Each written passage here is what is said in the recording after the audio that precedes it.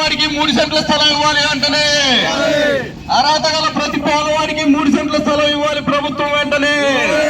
వర్ధిల్లాలి జగన్మోహన్ రెడ్డి గారి నాయకత్వం, వర్ధిల్లాలి అనిల్ కుమార్ గారి నాయకత్వం. జై జగన్, జై జగన్, జై జగన్. పామరులో పేదలకు ఇళ్ల స్థలాలు ఇవ్వాలి 3 సెంట్లు వెంటనే. పామరులో పేదలకు ఇళ్ల స్థలాలు ఇవ్వాలి 3 సెంట్లు వెంటనే. అర్హత ఉన్నటువంటి పేదలకు ఇళ్ల స్థలం ఇవ్వాలి వెంటనే. అర్హత ఉన్న పేదవాడికి 3 సెంట్ల ఇళ్ల స్థలం ఇవ్వాలి ప్రభుత్వం వెంటనే. ఎన్నికల ముందు వేసిన డ్రామాలు నెరవేర్చాలి. ఎన్నికల ముందు వేసినటువంటి డ్రామాలు, ఎన్నికల ముందు వేసినటువంటి డ్రామాలు, ఎన్నికల ముందు చెప్పిన దొంగ మాటలు, ఎన్నికల ముందు చెప్పిన దొంగ మాటలు. 3 స్థలాలు ప్రతి పేదవాడికి కూడా ఇళ్ల స్థలం ఇవ్వాలి. 3 సెంట్లు ప్రతి పేదవాడికి కూడా ఇళ్ల స్థలం ఇవ్వాలి. దొంగ మాటలు చెప్పిన కూటమి నాయకులను ఏం చేద్దాం? దొంగ మాటలు చెప్పిన కూటమి నాయకులను ఏం చేద్దాం?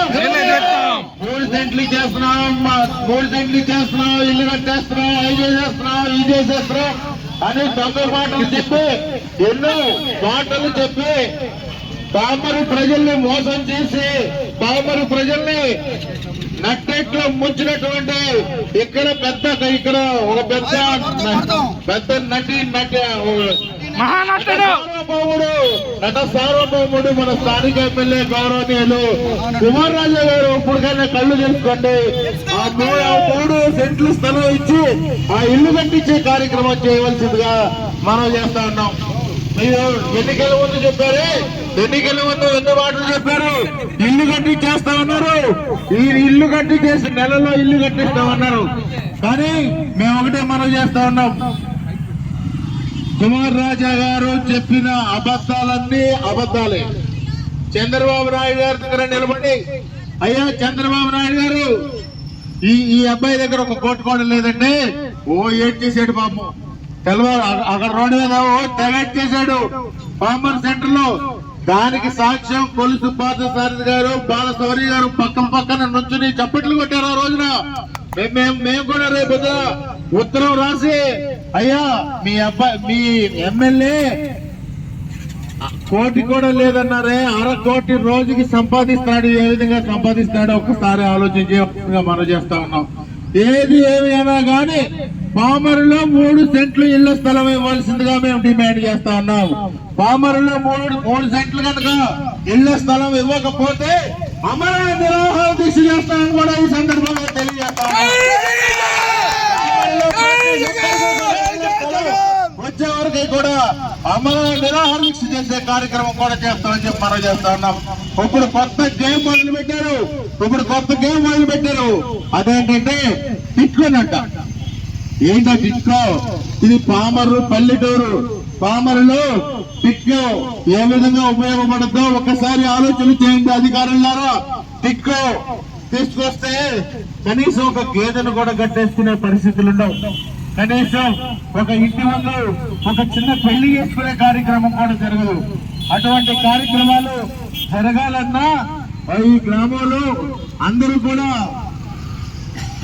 కూడా సంతోషంగా జీవించాలన్నా 3 సెంట్లు ఇళ్ల స్థలం ఇచ్చి ఇల్లు కట్టించే కార్యక్రమం చేయని రోజున పామరులో పెద్ద ఎత్తున అమర నిరాహార దీక్ష జరుగుతుందని చెప్పి కూడా ఈ సందర్భంగా మనం చేసుకుంటూ జై జగన్, జై జగన్. ఇదే పామర్లో ఒక పామర్లోనే మనం ఇళ్ల స్థలం ఇవ్వలేకపోయాం. మిగతా గ్రామాల్లో అన్నిట్లో కూడా ప్రతి ఊర్లో కూడా అందరికీ సంతృప్తికరమైనటువంటి రీతిలో ప్రతి ఒక్కరికి కూడా ఇళ్ల స్థలం ఇవ్వగలిగాం. ఈ ఇళ్ల స్థలాలు ఇవ్వకపోవడం కూడా గల కారణం ఏంటంటే ఈ గ్రామంలో ఉన్నటువంటి తెలుగుదేశం పార్టీ నాయకులు కోర్టుకెళ్లి ఆ ఇళ్ల స్థలాలు ఇవ్వకుండా చేశారని చెప్పి కూడా ఈ సందర్భంగా గుర్తు చేస్తా ఉన్నాం. తప్పకుండా ఈ ఇళ్ల స్థలాలు సాధించి తీరుతాం. ఒకవేళ మీరు ఇళ్ల స్థలాలు ఇవ్వకపోతే వైఎస్ఆర్ కాంగ్రెస్ పార్టీ 3 సెంట్లు ఇళ్ల స్థలాలు ఇచ్చే కార్యక్రమం కూడా చేస్తామని చెప్పి కూడా మనం చేస్తా ఉన్నాం.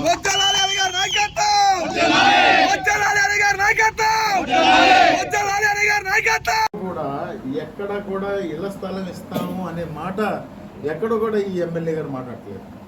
సరే ఇది ఎట్లయిపోతే మన తోటలవల్లూరులో కూడా సేమ్ ఇలాంటి సిచ్యువేషనే ఉంది.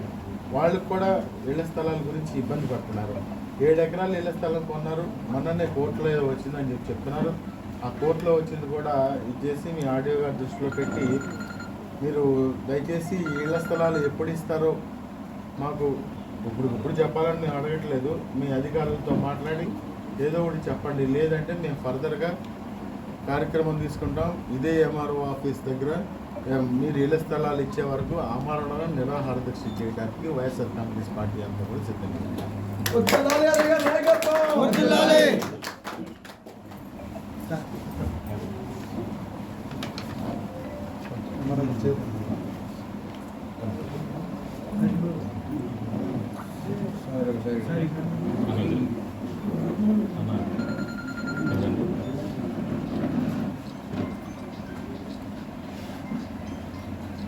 ఇంకో విషయం ఎంఆర్ఓ గారు, ఇప్పుడు నిన్ననే నేను గౌరవ ఎమ్మెల్యే గారు అసెంబ్లీలో మాట్లాడటం చూసాను.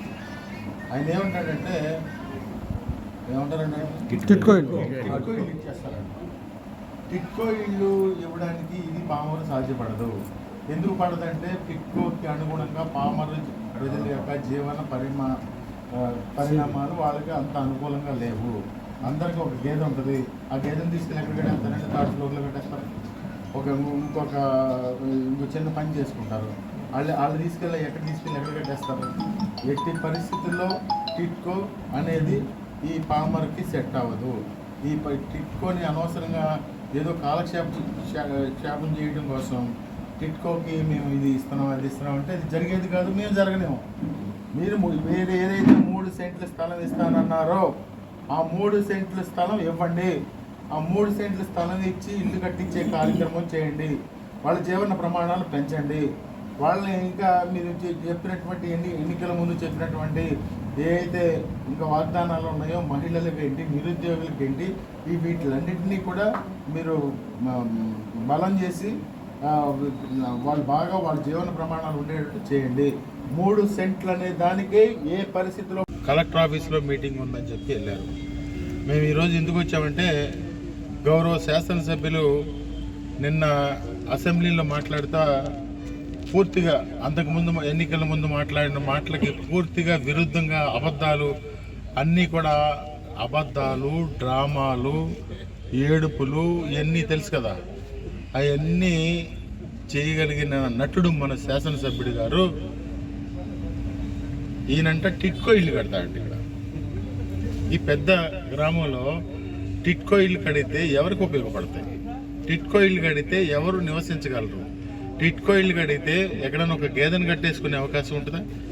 లేదంటే ఇద్దరు చిన్న పిల్లలు ఉంటే ఏదైనా చిన్న షెడ్ వేసుకోవడానికి అవకాశం ఉంటుందా? ఏమి నష్టం వచ్చిందని చెప్పి పెనమలూరులో 80 లక్షలు 90 లక్షలు పెట్టి స్థలం కొని ప్రజలందరికీ కూడా ఇల్లు ఇచ్చిన పరిస్థితుల్లో ఇప్పుడు టిట్కో ఇల్లు ఎందుకు కట్టాల్సి వస్తూ ఉంది? ఆల్రెడీ ఇది రైతుల దగ్గర నుంచి ఆల్రెడీ ఈ ల్యాండ్ కొన్న ల్యాండ్ ఉంది. చిన్న సమస్యలు ఉన్నాయి. ఆ చిన్న సమస్యల్ని పరిష్కారం చేసి పామరు గ్రామస్తులకి ఇంకొక 10 ఎకరాలు కొంటే మొత్తం అందరికీ కూడా ఇళ్ల స్థలాలు వచ్చేస్తాయి. అలాంటిది మీకు టిట్కో ఇల్లు ఎందుకు గుర్తొచ్చినాయి అని చెప్పి నేను అడుగుతా ఉన్నాను. అంటే ఇక్కడ ఐనంపూడి ఉంది. ఐనంపూడిలో గవర్నమెంట్ ల్యాండ్ ఖాళీగా ఉంటే వాళ్ళు ఏదో ఒక విధంగా ఏం పార్క్ కట్టారు బాబు? అది ఇండస్ట్రియల్ పార్క్ కట్టేశారు. అంటే వాళ్ళకి పేదవాళ్ళ భూమి ఏదన్నా కనిపిస్తే అది తప్పకుండా తీసుకెళ్ళి కట్టేసే కార్యక్రమం చేస్తారు. అదేవిధంగా రేపు ఎల్లుండో మీకు ఇంకో షాకింగ్ న్యూస్ రాబోతుంది. రేపు ఎల్లుండో ఆ గంగానమ్మ గుడిని పూర్తిగా కూలగొట్టే కార్యక్రమం చేస్తున్నారు. అది ఎందుకు చేస్తున్నారు అంటే వాళ్ళకి గిట్టదనమాట. వాళ్ళకి ఊరు మధ్యలో గంగానమ్మ గుడి ఉండడం గిట్టదు. ఊరి మధ్యలో సీలింగ్ ల్యాండ్ ఉండడం గిట్టదు. అందుకోసం అని చెప్పి ఆ విధంగా చేస్తూ ఉన్నారు. సీలింగ్ ల్యాండ్ 10 ఎకరాల సీలింగ్ ల్యాండ్ ఉంటే ఆ గ్రామంలో అందరూ కూడా పంచుకోవడం కోసం మేము వ్యవసాయం చేసి బతుకుతాం అని చెప్పి ఎన్నో సంవత్సరాలుగా పోరాడుతూ ఉన్నటువంటి ఆ ల్యాండ్ని ఏదో ఒక విధంగా పేదవాళ్ళకి దక్కకూడదు అనే ఒక ఆలోచనతోటి ఈరోజు పూర్తిగా ఏదో మెగా పార్క్ అని చెప్పి ఆ మెగా పార్క్ని అక్కడ కడతా ఉన్నారు. మెగా పార్క్ అంటే ఏంటి?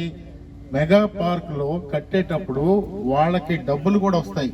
అంటే 18 కోట్లు శాంక్షన్ ఉంటే ఆ శాంక్షన్ ఆ అమౌంట్ ఆ మెగా పార్క్కి ల్యాండ్కి సంబంధించిన ఇష్యూస్ కూడా వస్తాయి. ఇక్కడ ఏమైపోయిందంటే పామర్ నియోజకవర్గంలో దోచుకో తినుకో, ఎక్కడ దొరికితే అక్కడ దోచుకో. అక్కడ కాంట్రాక్ట్ ఇచ్చారు, అక్కడ 12 కోట్లు 13 కోట్లు కాంట్రాక్ట్ ఇచ్చారు, దోచుకో. కొమరవోలు దగ్గర ఒక ట్రైన్ ఇచ్చారు, అది దోచుకో. అంటే ఎంత దానికి కొంచెం లిమిట్ కూడా లేదు. 10 కోట్ల రూపాయలు ఇవ్వాలంట ఆ కాంట్రాక్టర్.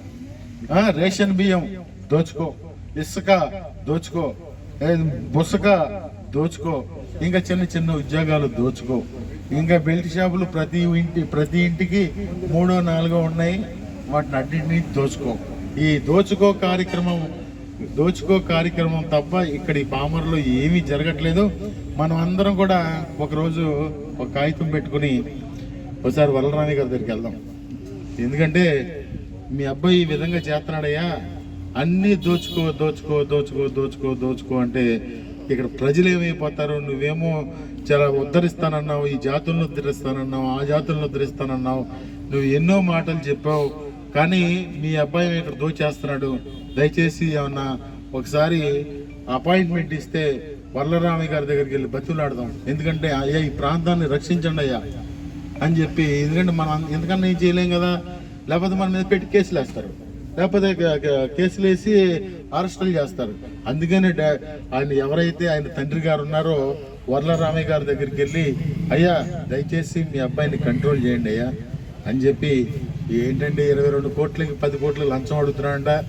ఏమన్నా మైండ్ పోయిందా లేకపోతే మైండ్ ఉందా? ఒక్కసారి ఆలోచించి రామయ్య గారు అని చెప్పి రామయ్య గారిని అడుగుదాం. ఎందుకంటే ఈ 4 రోజులు వదిలే ఆయన రాజ్యసభ అది అంటున్నారు, రాజ్యసభ వస్తుంది అంటున్నారు. ఈ 4 రోజులు అయిన తర్వాత ఒకసారి మనం వెళ్ళి కనపడదాం. కనపడి అయ్యే మా ప్రాంతాన్ని కాపాడమని మనం మొక్కుకుందాం. అందరికీ నమస్కారం.